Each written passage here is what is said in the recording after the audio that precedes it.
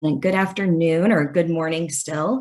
I am so excited to be here hosting for Dr. Murff. My name is Sandy Gehring, and I am a digital learning coach with Keep Indiana Learning.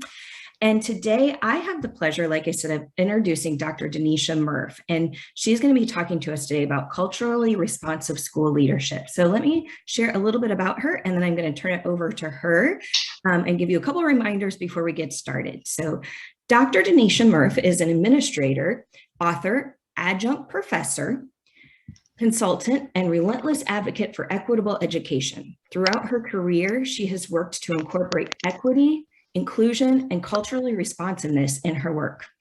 Dr. Murff is the founder of Murff Consulting Group, LLC, an educational consulting group focused on cultivating greatness within each scholar. She has launched her podcast series, Education Empowerment Movement. Dr. Murff believes education is the great equalizer. I can't wait to get started and hear your presentation, Dr. Murff. Just a couple reminders to our guests. You have the closed captioning option available through Zoom if it's turned on the transcript feature. And I think we will go ahead and get started. I'm going to turn it over to you, Dr. Murff. Awesome. Thank you so much for having me today. I am so excited to share. This conference is absolutely amazing. And so I'm excited to be a part of this learning opportunity. As was stated earlier, I am focusing on culturally responsive practices. Really, this has been something that has been a work of heart for me, an area of passion, as I began my teaching career and just began to see some disparities that were taking place within the school setting. And so I really focused on this work. And so I'd love to share more information with you today. An hour is not a very long time, but it is a good place to get started. There are some videos. We may not be able to get to all of those, but if we do not, please reach out to me via email and I will get you all of those links, okay? This first slide is just, my learning and leading journey as an administrator, looking at how important this work is and what needs to be done to make sure it's implemented across a school building. So a little bit about me. I earned my PhD from Purdue in 2017 in educational leadership. And during that time, my focus for my dissertation was about culturally responsive practices. I learned so much. My eyes were so opened to new strategies, things that I had known, but things that took me just a step further into my understanding of what needed to take place in the school setting. In 2020, I wrote Culturally Responsive Pedagogy, Promising Practices for African American Male Students. And I adore being on Twitter because I meet so many new people and I learn so many new things. So these are both of my Twitter handles. I'd love for you to follow me, and I definitely follow back because there's so much we can learn from each other. It's very powerful PLN. During this session, we're just going to look at a deeper understanding of CRP. We're going to look at the need for this in the classroom, in the school, in the district, and then also identifying those promising practices that are very necessary for increasing student learning outcomes. Because the goal of this work is to make sure that all of our students have those opportunities to excel at a high level. Our goal is to increase student learning outcomes. And so just during this work, if you've looked at Glenn Singleton's work with Courageous Conversations, just ask that you stay engaged. Know that you may experience some discomfort. There may be some things that rub you a little differently, but always speak your truth. Expect and accept that non-closure because everything cannot be completed in one session. This journey is a continuous, ongoing journey. Even for myself, I'm always learning new things about CRP. Listen for understanding. If anyone needs just a moment, you just let me know and we can just take a moment just to pause together. So when we think about culturally responsive pedagogy, you really have to start at that foundational level if you're going to look at this from a leadership perspective. But I'd love for you just for a moment, just to pause and to think about what are some attributes that you think are what a culturally responsive practitioner is all about.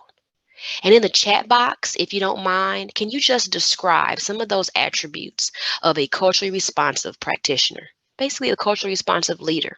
Because I can tell you that as a leader in a school setting, in a district, if you don't take that step to be that culturally responsive practitioner, you will not have implementation school-wide. So in the chat box, please, just describe to me the attributes of a culturally responsive leader.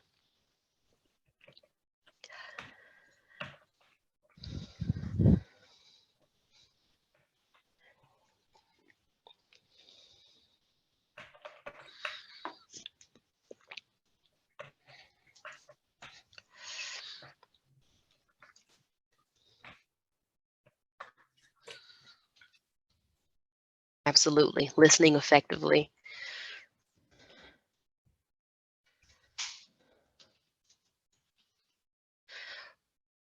Empathetic and respectful to others.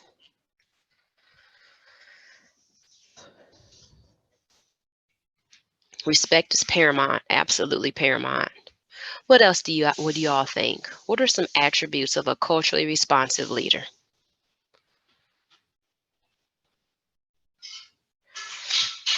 And as you keep writing those, I'm going to keep right on flowing so we can get through as much of this as possible. Willingness to change. Thank you for that, Terry, because that is huge. The change process is always very difficult for people, but it's very, very important. So as the leader in the building, I had to have those hard conversations that the journey has to begin with me. I have to be very focused on what are things inside of me that I need to reflect on. Where am I at right now at this point? And then truly understanding how that transfers to my entire staff as we began this journey together. It was actually 14 years ago we started doing this work. And so let's give this a historical context. When we think about Brown versus Board of Education, we think about the ESEA Act of 1965, and then we all know No Child Left Behind. I want us to go back and think about Brown versus Board of Education. What does that mean? When we looked at that decision, what were some of the unexpected consequences of Brown versus Board of Education? Think about that for just a moment. Because through all the time that I grew up, I thought of Brown versus Board. It was this monumental landmark decision. It was an opportunity for students of all colors to come together in the same school setting. And that was powerful. And that was a great opportunity. But there were also things that took place. And there were things that became unexpected consequences of the Brown versus Board of Education decision. And as you think about that, I would love for you to write that down so that you can do your own research. During my dissertation process, I was challenged by a committee member.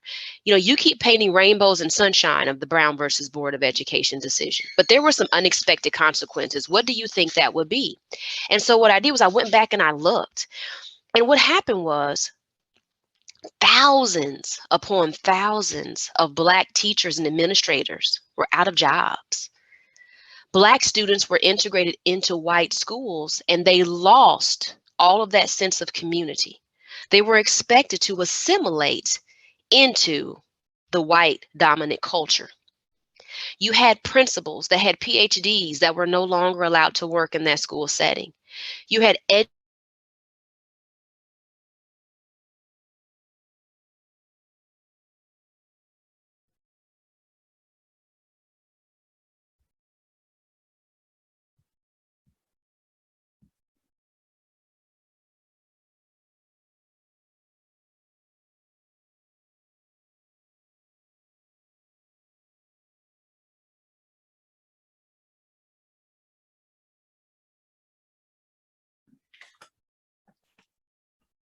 I am so sorry for the technical difficulties. Dr. Murff, are you still there?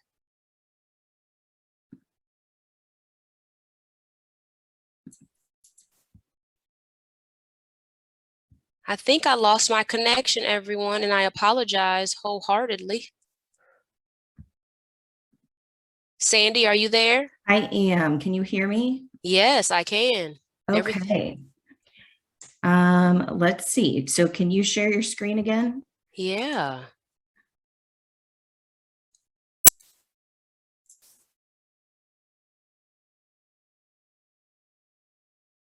Can you see it? Yes. Okay. Oh my goodness. Okay. All right. I am so sorry, Dr. Murph. I'm not sure what happened. Me either. I still have my connection here, so I hope everyone else is all right. I apologize, everyone. I don't know what happened, but I'm going to keep on rocking and rolling because it's not the first time that's happened. There were some serious consequences that had a negative impact on the African-American community. And when I think more about this, it's also very important to note that there were also school districts that refused to integrate. And so there were periods of time, there were years that went by where schools refused to integrate. And so those students, those Black students, were not given a formal education. They had the community members who would come and try to help them in church basements or at someone's home. But that had a huge impact on the African American community. And so it's important to note that those accountability measures cannot counter the personal bias, whether it's implicit or explicit, that educators bring into the classroom. And I want to pause there because I know that's very difficult at times for people to have that notion that they bring personal bias into the classroom setting. But I want people to know that that is part of human nature. We are all a part of different communities, different households, different values, beliefs, things that are passed down to us that it is a natural tendency. But what happens is we have to be very explicit in our attempts to make sure that we are dismantling that. So those accountability measures where 100% of students are going to be proficient, we can do best practices all day. We can do standardized testing. We can do all these things. But until we have a very strategic focus on the impact of our personal bias, we're just spinning our wheels. And so when we look at that achievement gap, we have to say, right in the center, racism. And right now, our country is we're in turmoil. We're civil unrest right now when it comes to these terms. But racism is real and it does exist.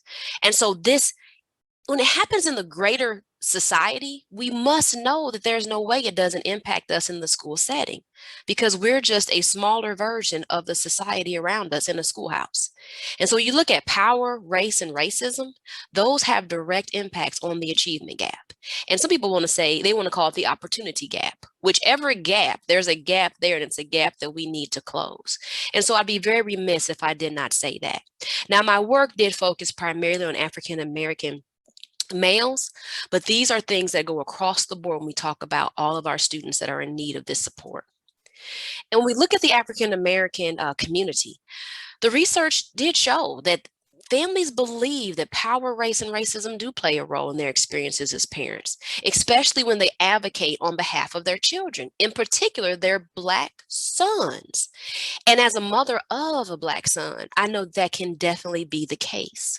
We want to make sure that by being culturally responsive as a leader, when families come into our buildings, we want to make sure they do not feel this way at all. So those hard conversations about institutional racism and the lack of CRP, we have to have those conversations with our staff, with our families, and let them know that we understand that these are major factors for the academic achievement gap for students of color. And then talk about how we can use culturally responsive pedagogy to close those gaps. Because the research has been very clear that this achievement gap exists for students of color, regardless of SES, if they're in an integrated school environment, or if there's an availability of resources. Meaning, if we have white males right here and we have Black males of the same SES categories, there was still a gap. And so the question was, why is there a gap? We know it's not lack of intelligence. We know it's not lack of resources, but we are seeing that lack of CRP is having a huge impact on our students, especially our students of color. If you've done any work in this area as a leader, you know that Dr. Gloria Latson Billings, she is a person who you want to know her name. You want to read her research. You want to see all the things that she's done because she had this information that said the achievement gap is an educational debt that has occurred over time. So think about Brown versus Board of Education. Think about before Brown versus Board, and think about the gap that still exists to this day. That's an educational debt that has to be repaid. So as the school leader, I started thinking about, with any debt we have, we want to make sure that we repay that debt. And what can we do to make sure that all of our students are getting the education that they rightfully deserve? We're going to look at how do we use culturally responsive pedagogy to repay that educational debt. As the leader in this building, you have to really think about what are the conscious and unconscious prejudices, those mental models that teachers bring into the classroom. How do these mental models contribute to the achievement gap? How does racial discrimination play a part in the school setting? And what are we going to do as the leader to address it? How do we give our staff members opportunities on a regular, consistent basis to have opportunities for self-reflection, dialogue with each other, and then action plans to remove and make sure the racial discrimination is not a part of our school community. And that's a hard piece because you can start off whole staff doing all kinds of great foundational pieces, but at some point you have to dig deeper. You have to have what I always call compelling conversations, one-on-one conversations, looking at data, asking questions about how CRP is being implemented, having evidence being shown of this. Those things are key as the school leader as you begin to dive deeper into this work. But as a leader, just know this can be very difficult. It can be painful for all people involved. As you go through this ongoing process of unwrapping your personal biases and belief systems, those things can trigger things inside of you. It's going to cause discomfort. It's going to cause people sometimes to get very upset and angry or cry. But what happens is when you're looking at how you are challenging a social structure, because there are systems in place in that school setting, in that school district, this is going to prompt some fear and some rejection. And then in our building, we had to have those hard conversations. I had to say to people, we're not going to use the term colorblind, because if we're telling students we don't see their color, we're telling them we don't see you. Because the first thing we see when you walk into a building is what you look like, your physical attributes. But if we say we don't see that, then we're saying we don't see a part of you, a part of your identity. And so we had to. And in the very beginning, it was very rough. It was very challenging. As the leader, I went through a lot because people did not want to have this conversation. But when I looked at our students and I looked at our families and I looked at even some of our staff members who were struggling in this area, I knew it was something that we could not avoid talking about. Now, I put this up here because in many of my workshops, I've heard those conversations, when people see this logo, this phrase, Black Lives Matter, people actually come close to losing it. I'm talking angry, sometimes belligerent, getting upset, saying all lives matter. I mean, and then it caused me to pause and I asked my staff, if you get this upset just seeing these 3 words, how do you respond to those Black students that sit in your classroom every day? Have you had a conversation with them? Have you talked to them? Have you been able to share and see why they feel this is important? In my elementary school, we might have students that wore this on their masks that they wore every day. We had to have those conversations. And so I told my staff, let's go ahead and take a step deeper. Let's go ahead and investigate our own biases and look at how we're going to increase our racial stamina. And so we did the Harvard Implicit Bias Test. If you look right there at the bottom of the screen, you will see that address. Please write that down. If you've never taken that before, I encourage you to take that, because there were even staff members that were actually stunned at some of their results. And there were even staff members of color who saw some of their preferences and they were shocked. And they said, that means that we need to unpack and unwrap this. And so we talked about this. We talked about how we respond in our building when things like this happen. What will we do as a school community? And so this was just part of that beginning work that we were able to do as a group. I understood clearly as the leader, I had to work through the head and the heart work with my staff before we could ever effectively implement CRP. If we did not do that head and heart work first, then we're just spinning our wheels. Now, there's a caveat to that. We weren't going to spend 3, 4, 5, 6 years going through the head and heart work. We were not waiting for 80% of the staff to buy in. And why? Because as the leader, I also knew there were people suffering. There were children who really they would prefer to be any place else but the schoolhouse. There were families that didn't feel heard and respected. And so we can do the head and heart work, but we also have to make sure that we don't drag that work out for years. Because to be honest, there are people that you will never have buy-in from. But this is either the work we're going to do or the work they will have to look at someplace else. And so we asked ourselves, how do you cultivate a learning environment where students of color can thrive? What does this look like? How do we envision this for our classrooms? And so that's questions I always ask during workshops. What does this look like for you in your school setting? How do you envision this, not just for the classroom space, but for every space in your building, from the front office to the hallways, to the media center, to the gymnasium, to the cafeteria? What does this look like? Because every space in your building is basically a learning environment.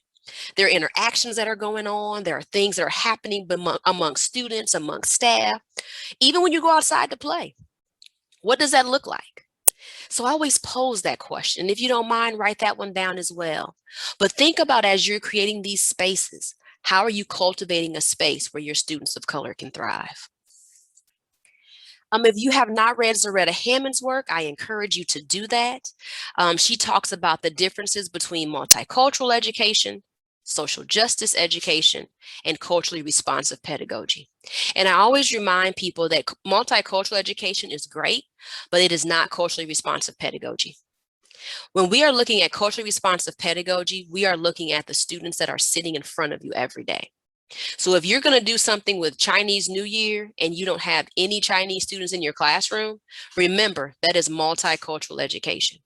If you're talking about students that are looking at a particular social issue that has impacted their lives and those students are sitting in front of you, that is culturally responsive pedagogy. Now, the research has shown that if you have a high level of implementation of CRP, that has the power to positively impact the learning outcomes for students of color. And even during my own research, I was able to see this firsthand in these classrooms. And it was powerful work that was being done. Now, as the leader, when you sit down and you think about what does this mean as you work with your leadership team, what are the components you need to work with as you begin to develop these strategies for your entire building? You have to look at the curriculum, the instruction, the assessment practices, the overall learning community, and then those classroom management strategies. And I'm going to pinpoint those down here. Just for a moment so that you can see some little components of each one, because we're going to fit in as much as we can today. When you look at the curriculum, it is important to look at the culture and the history of minoritized students and put that in the curriculum. Look at the students that are sitting in your classrooms.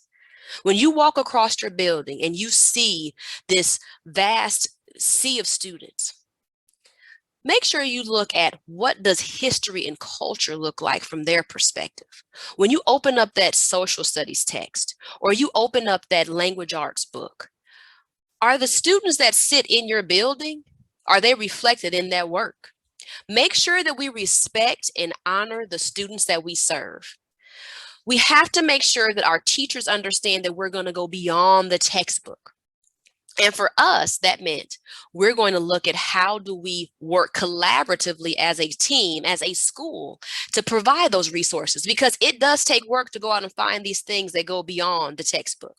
Our textbooks have gotten better over the years, but they still have so much work to be done, especially here in our state.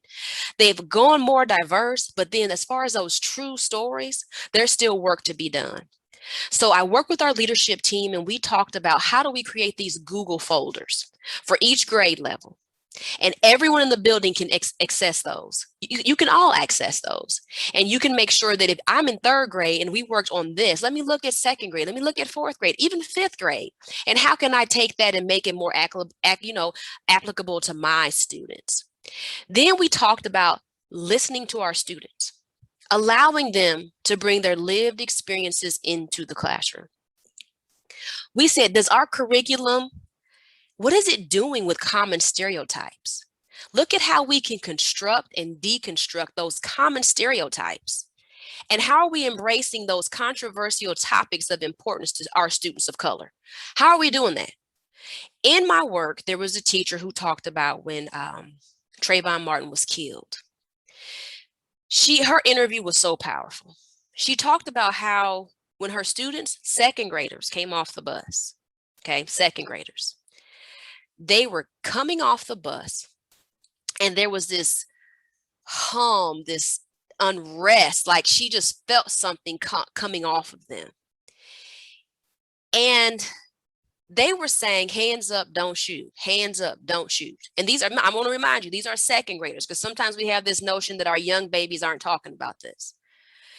And the teacher next door heard this as well. And the teacher next door is like, oh, we're not talking about this. We're coming in here. They're going to shut that off. We're getting to work. And she said, well, you might want to let them talk about whatever they're feeling so that we can get on with the day. The teacher was like, nope, we're not doing that. No. Well, this teacher decided she was going to give her students that space and that place to talk about what was bothering them. It was obvious they had seen the news or heard about it through, adults.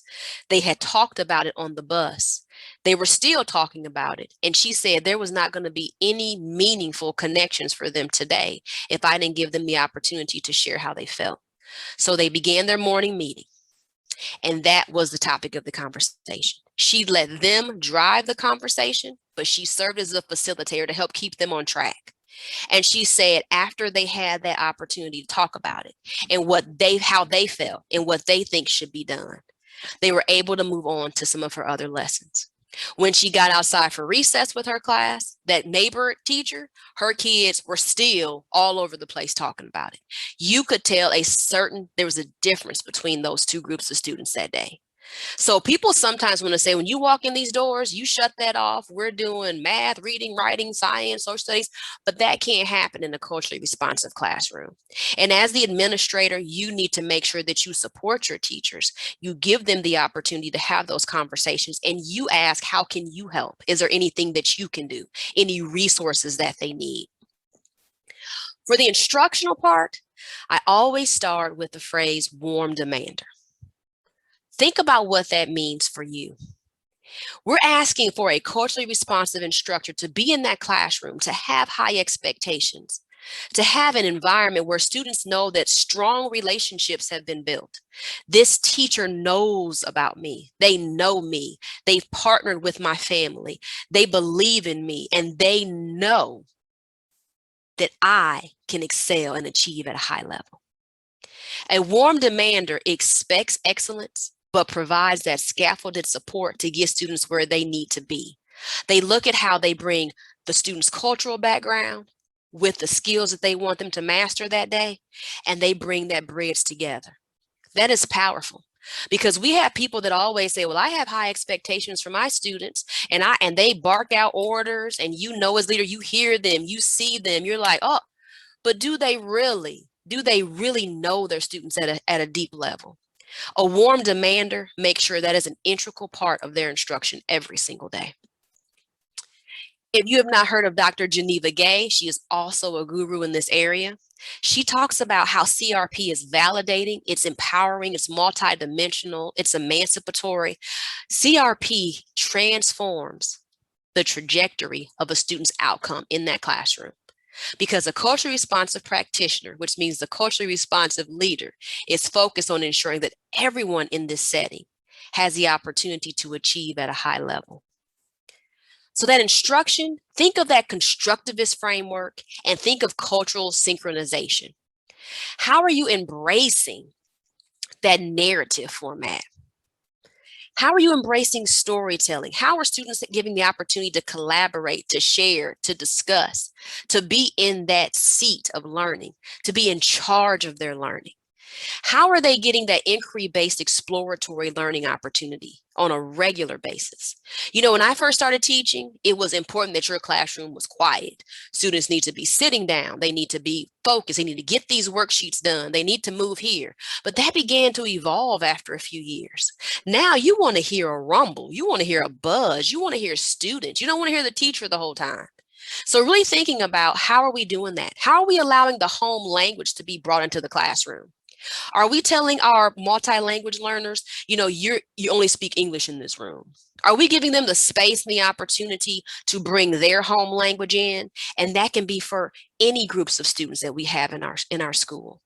How are we aligning those professional practices and the culture of our students?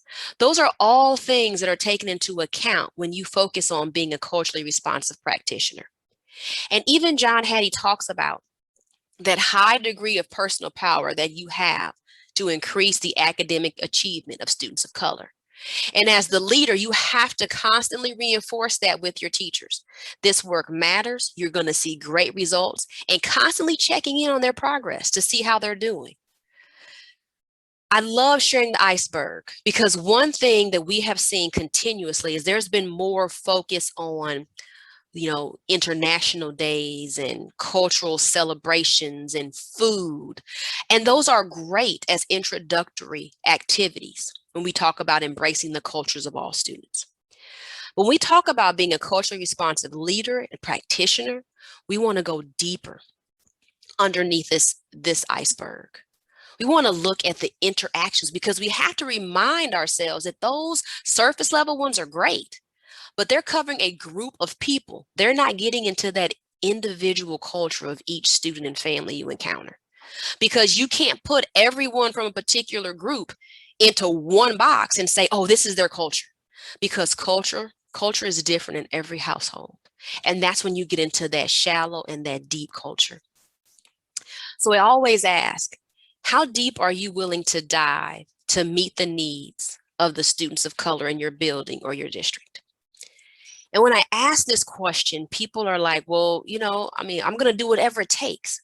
But I want you to dig a little bit deeper and think about how deep, when the opposition is against you and you know you're doing what's best for students, how willing are you to dive into that work? As a leader who was very, very focused on CRP, I will be very honest and candid with you. I dealt with a lot of backlash. Our school is fine. We don't need to do this. It's just these new kids. Or we have some families that are going to be upset about this work. Well, I have been very open with all of our families. Anyone that has a concern about the work we're doing, I am open to talking about it. Because once I share with them how every student that sits in that class, Black, white, Latino, Asian, whoever it is, they're going to see what they need to see. They are going to see diversity. They're going to see how we can all function in a global society. Every student will see people that are prominent in their particular group. Everyone will see the power of collaboration. Everyone will be able to connect with the work being done. Parents have not been able to argue with that. Community members have not been able to argue with that, because we're not highlighting one group over the other. We're making sure that everyone is able to see themselves in that learning environment and to be able to connect with that learning.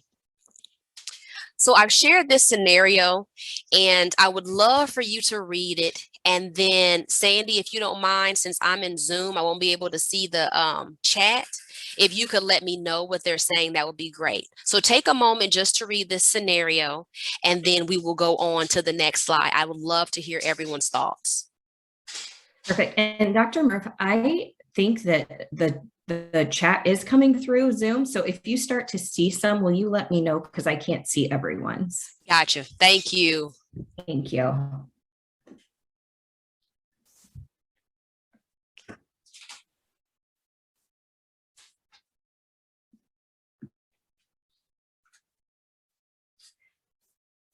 Take about 30 more seconds to read that school scenario. This is actually something that did happen, and then we'll go on to the next slide.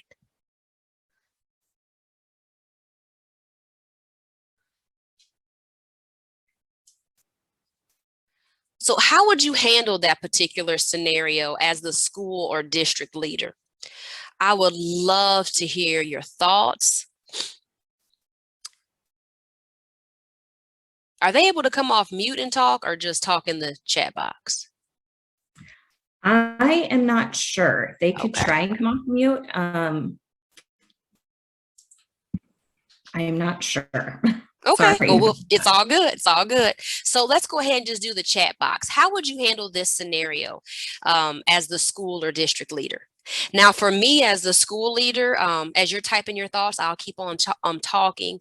This was brought to me by a staff member, and she was very adamant that she could take care of this. She had this.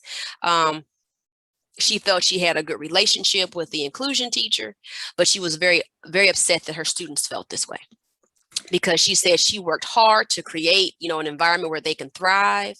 And this was not a part of what she wanted to be, her classroom to be about. And so I told her, well, can you tell me, how you're going to do? Just give me a little, outline, because I need to make sure this is nipped in the bud. We can't have our students feeling this way. And even if it wasn't intentional, there was still an impact on our students.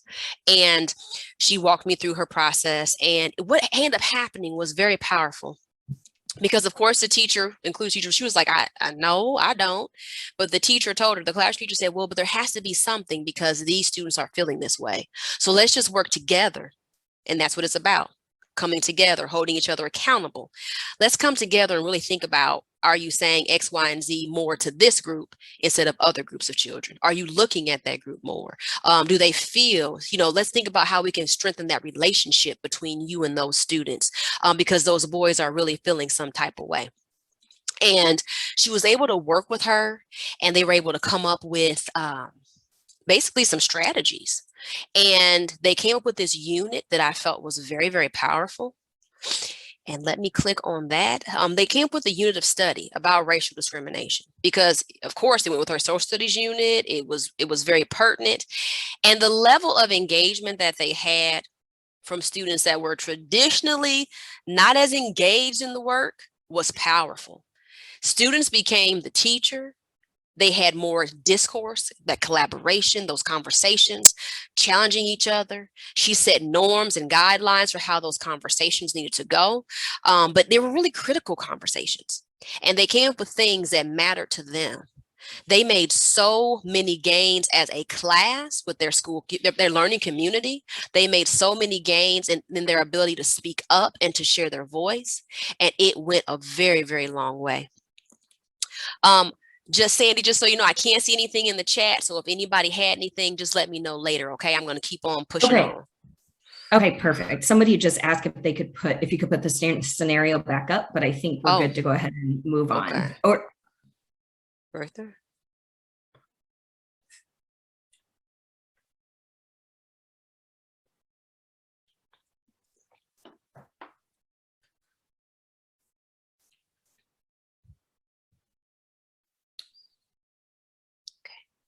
And if anyone wants that, again, I'll give you my Twitter information and my email, and you can just shoot me an email and I'll send that to you as well. For our practices for assessment, I want to just hit on some things really, really quickly. The 3 E's for me were equalize, engage, and empower. For equalize, make sure that there are multifaceted options. The data really captures individual students' thinking and learning. The engagement piece, engage them in the process. We talked about in our building, what will this process look like? Because we are providing culturally responsive curriculum and instruction, but there has to be the payoff with the assessment results. But we don't have to just say, oh, we're just doing one standardized test, or we're going to look at NWEA, or we're going to look at our reading levels. What other tools can we provide so students can demonstrate mastery? So we had our students set their own individual goals, and we're talking even little people, kindergartners, they were setting their goals, okay? They were tracking and monitoring their progress. They were taking ownership of their thinking and learning. And then we talked about, how do we empower our students? Are we giving them choice? Are we giving them options to work on their own or collaboratively? Are we giving them options for student feedback and teacher feedback? And then the most important thing is, please make sure that students have opportunities for reteaching and retaking. And not, you got an F on the test and then we had a reteaching session and got an A, so you'll get a C. How can you say, okay, you failed the first assessment, but after a reteaching session, you earned an A? Why can't that student have that A? And that really threw some people for a loop, because they were like, no, they should get an average. That's not fair to everyone else. And so we had to have those hard conversations of, it's not about the other student in that class. It's about their own personal learning trajectory. And so I'm going to send you this video. We will not have time to watch it. It's called Simon Says, but it is very powerful. But I want to get through these next few slides and have opportunities for questions, any responses. Now, for that 4th bullet, the learning community, we really want to talk about the fact that from infancy, institutional racism does have a negative impact on students of color. And so we want to make sure that when they enter our space, one thing that I found is that in kindergarten, our students of color, especially our African-American males, they came in with so much excitement, so much life, so much enthusiasm. But by about third grade, that twinkle, that light in their eyes, it is gone. And so we want to make sure that our environment does not feel oppressive and demoralizing. We want to make sure the classroom environment is intentionally created with students of color in mind. What does that physical environment look like? The bulletin boards, the reading materials, the photos, those multimedia resources. Because we have shared in our building, you can't be what you can't see. So what does that physical environment look like? Who do we have displayed on the walls? Do we have student families included in those displays? Do we have prominent individuals from all walks of life displayed? That's what we want them to see when they walk into a space. Okay, we came up with our own culturally responsive rubric. We set up classroom laboratory classrooms. And in those laboratory classrooms, we had staff members that had been trained, that had, they received more CRP training, and they offered to serve as those teachers, showing their colleagues some of those practices. We took a rubric, we adapted it to our school's use, and we just went to those classrooms. And we would come back afterwards and we would look at each category that we scored. And if I gave somebody a 4 and a teacher over here gave someone a 1, we would have that great conversation about, what did I see that made it a 4? What did you see that makes you think it's a 1? To create that shared school, community-wide common language about what CRP practices are and what they are not. That work was powerful. We had a culturally responsive environment rubric, and that's something we call them equity scavenger hunts. And third grade might go to sixth grade and look at this rubric of what that physical environment should look like. And we created this as a school, okay? And we looked at that and we said, okay, well, you gave this person this, and provided feedback. Kindergarten might go to second. The LAP staff might go to first grade. So everyone had a chance to get in other classrooms and just get some more ideas and just do a rubric on that work. It was powerful. The learning community, make sure that you do look at racial consciousness, because that is important to your students of color. Think about that intentional relationship building and personal well-being. How are you developing critical consciousness with that group? And then one thing that was so important, we wanted to talk about, how do we move our parent partnerships forward? Are we developing true partnerships, or are we just really bringing them in, teaching them something with their to do with their child, and then they go on their way? Or are we partnering with them, asking them questions, digging deeper into what we can do to best serve their child? That word is key, to serve their child and get them where they need to be academically. In that community, we must also disrupt and remove stereotypes. Because if we're all honest with each other, things happen in the cafeteria, in the classroom, at recess, that do perpetrate some of those stereotypes. And we don't want that infiltrating our school.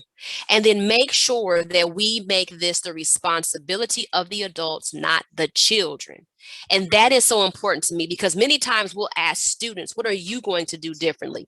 How could you respond differently? Instead of talking to the adults and holding the adults in the school setting more accountable for that work. If you are ever interested in diving deeper into this piece, these areas up here, Majors and Bilson, Fordham and Agbu, Hucks and Steele, they've done great research on that cultural ecological approach, what cool pose means, stereotype threats, to really begin to understand some of the systems that are in place in the school system and how that impacts our students of color when it comes to their academic performance, and what we can do to help them in that area.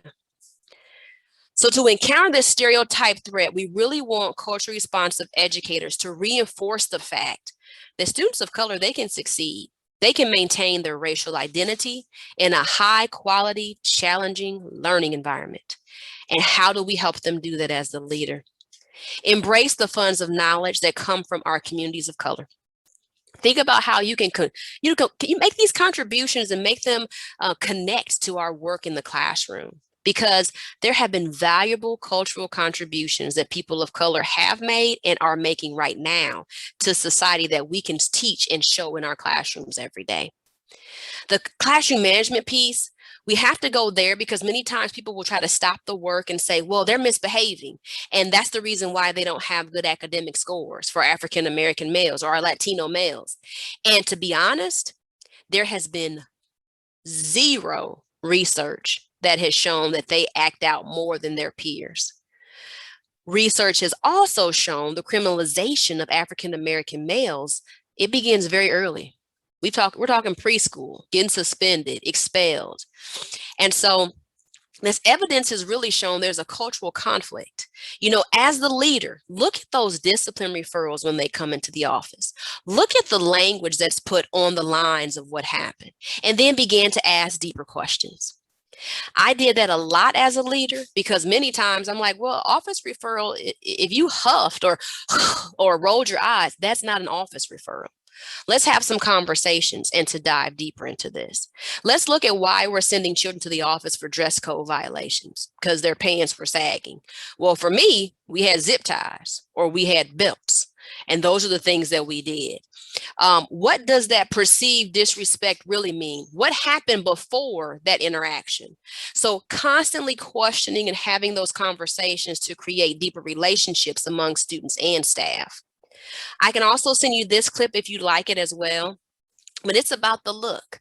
And the look is real, especially for people of color when they talk about it. And the look, when I watched this video, I thought about how many times that has taken place in a classroom setting, that same exact scenario, and how it contributes to our classroom management strategies and the way we interact with our students of color. Now, just a few little reminders. Listening and the relationship piece is huge. Developing trust with students and families, huge. If they trust you, they will take more risks in that learning environment. Constantly having high expectations. Developing partnerships with families. Those things are all so vital for the work to be done. So as the leader, you have to continue to investigate how those discriminatory practices really impact our school setting. And it's always going to be on autoplay. It's going to be constantly, as you do this work, you're going to always think about it. It can be mind-boggling at times, but it must be done to push your school or your district forward. And so I love to ask people, and this is just a soft reflection, what's been one of the greatest hurdles you've experienced while working with staff to implement CRP? And then on the other side, what has been one of the greatest successes? Now, the greatest hurdle for me is a lot of that work in the beginning to make people understand that this work has to be done.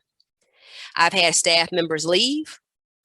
I've had people specifically come because they want to work in my building and they want to do this work. I've had the backlash from community members. On the other side, I've also had the support of community members. And so the work is hard because sometimes when you take those initial hits from doing the work, it can be heartbreaking. It's hard. It's difficult. There will be tears. But when you look at the reward of what's happening in your school setting, it is well worth the work. When you start to have your staff get why we're doing the work, why this is important, to see the fruits of their labor taking place, that is one of the greatest successes. But it takes some time to get there. So those essential elements as we get ready to close would be, first of all, the high expectations. We all say all can learn, but it's a different mindset when we truly believe and expect for them, regardless of race, gender, or their present level of performance.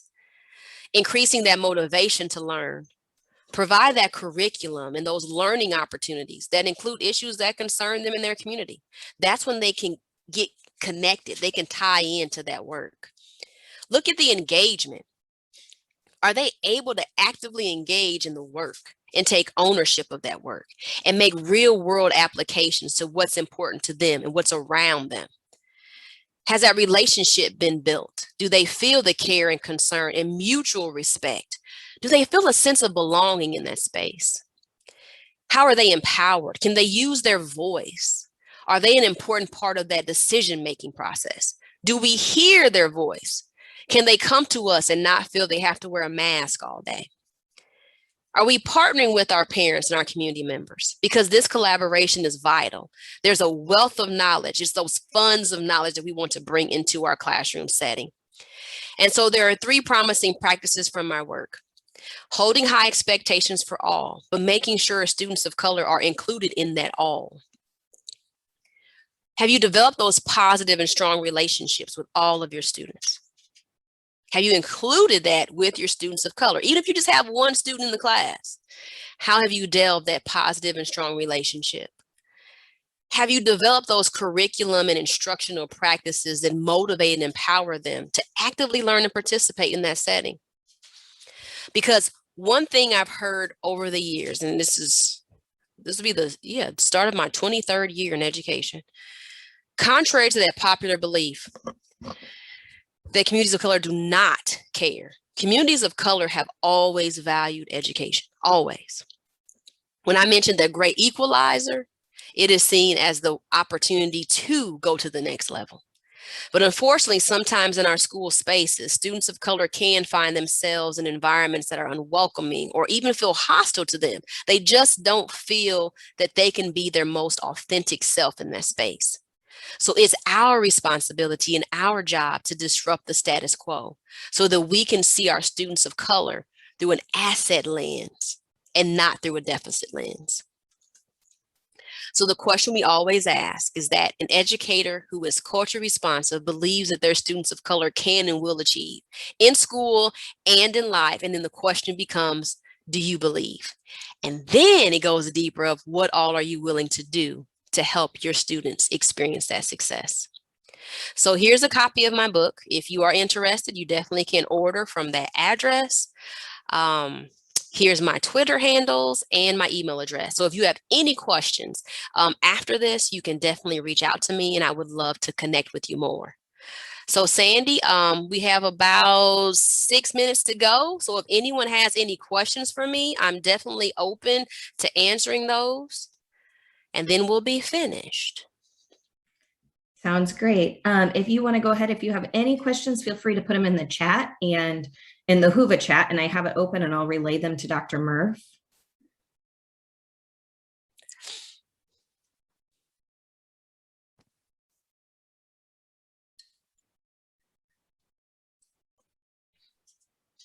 Dr. Murff, I was curious, you talked about the look video.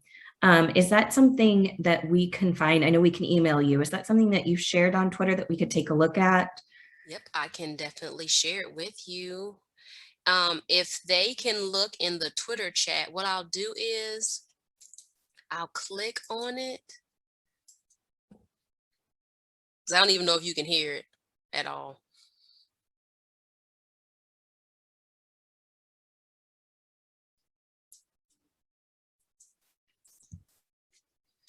You can't hear anything.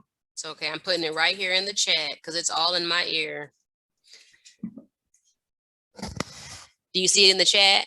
Yes, perfect. Okay, that one's a great one and it's called The Look. And I just thought when I saw it, I really thought about how does this transfer to even our classroom management practices? Who are we looking at? What groups do our eyes naturally gravitate to? There was actually a study done with some preschool teachers, and they were preschool teachers from all walks of life. They were brought in to do a study, and they were to look at the students and look for behaviors. And as they tracked the eye movements of the preschool teachers, all of them, their eyes naturally gravitated to look for behaviors from the students of color. But that is a part of the the programming, what you see on the news, what you see in the media, the stories that you hear, you become conditioned to look for that. And it didn't matter if it was Black, white, Latino, Asian teacher, they all looked at those students of color for those behaviors. And so when I thought about it, I'm like, wow, that is so powerful. The other one, I can send you that link as well. That one, there is a derogatory term in there. I will tell you in advance. But this was Simon Says, and it really talked about how some of our students feel when they come to school every day. It starts off, It starts off with, wonderful. We walk in straight lines. We put our hands behind our back. We walk into straight lines. And then it slowly progresses to how some of these students feel when they walk into a school setting every day. So if you could definitely pass those 2 links on to them in the app, because I think that's why I got kicked out the first time, because I was on that. And when I got back on Zoom, haven't had any trouble. Yes, and I am putting in the chat the title of them, and then I will relay that link to you all. Awesome. Are there any other questions? It's always a shift, trying to fit as much as you can into a few moments. But if anyone has any questions, I'd love to answer those. So again, if you have any questions, go ahead and put them in the chat and I can relay them to Dr. Murff.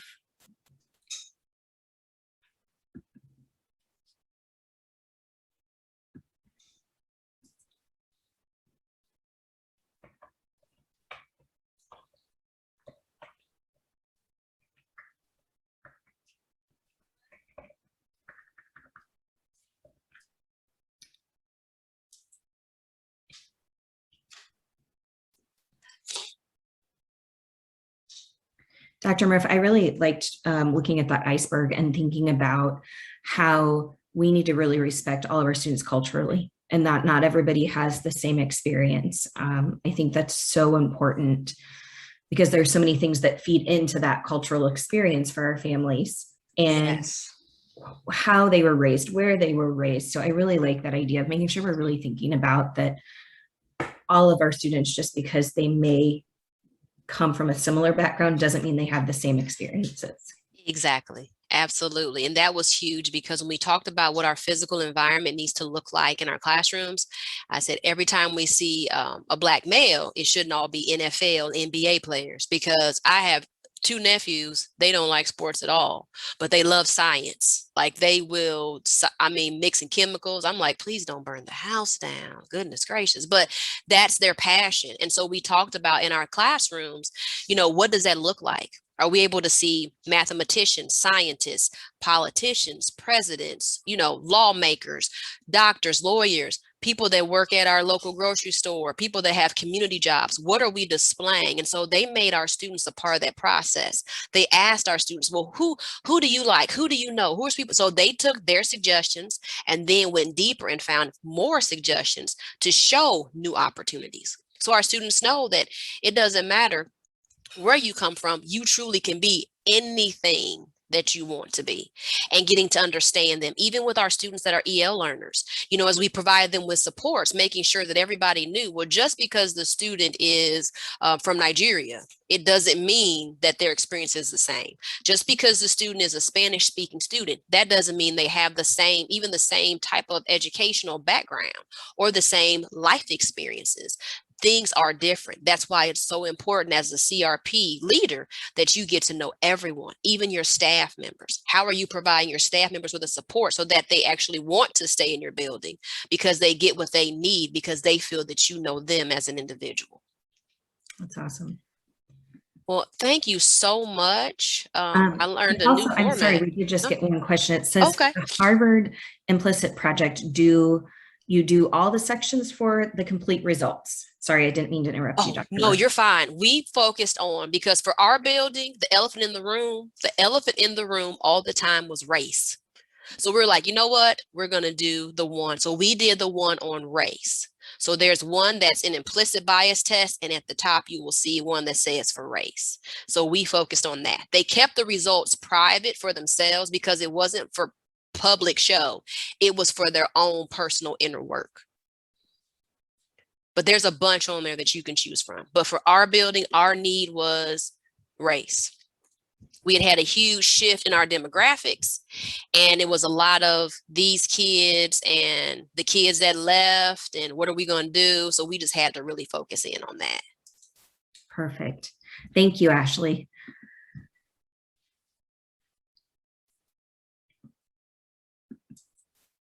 All right. Well, thank you so much. I enjoyed my time with you all today. Sorry for the tech glitch, but after I got on Zoom, we're good to go.